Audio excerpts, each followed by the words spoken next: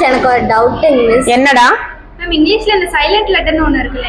ஆமா, ஏதாவது ஷார்ட்கட் இருக்காங்க? இருக்குடா ஷார்ட்கட்ஸ். பட் எல்லா வேர்ட்ஸையும் நம்மளால ஃபைண்ட் அவுட் பண்ண முடியாது. சில ஷார்ட்கட்ஸ் மட்டும் நான் சொல்றேன். இப்போ ஒரு வேர்டோட லாஸ்டா எண்ட்ல ஈங்கிற லெட்டர் வந்துச்சுன்னா அந்த லெட்டரை நம்ம எப்பவுமே ப்ரொனவுன்ஸ் பண்ண மாட்டோம். ஃபார் எக்ஸாம்பிள் பாத்தீங்கன்னா லைஃப், LIFE, லாஸ்ட் லெட்டர் ஈயா. இதை வந்து நம்ம எப்படி ப்ரொனவுன்ஸ் பண்ணுவோம்னா லைஃப் அப்படின்னு தான் ப்ரொனவுன்ஸ் பண்ணுவோம். லைஃபி, லைஃப் அப்படின்னு அந்த ஈங்கிற லெட்டரை ப்ரொனவுன்ஸ் பண்ண மாட்டோம். நெக்ஸ்ட் ஒன் என்னன்னு பாத்தீங்கன்னா ஆறுங்கிற லெட்டருக்கு அப்புறமா கான்சனன்ட் லெட்டர்ஸ் வந்துச்சுன்னா, கான்சனன்ட்ஸ்னா என்ன?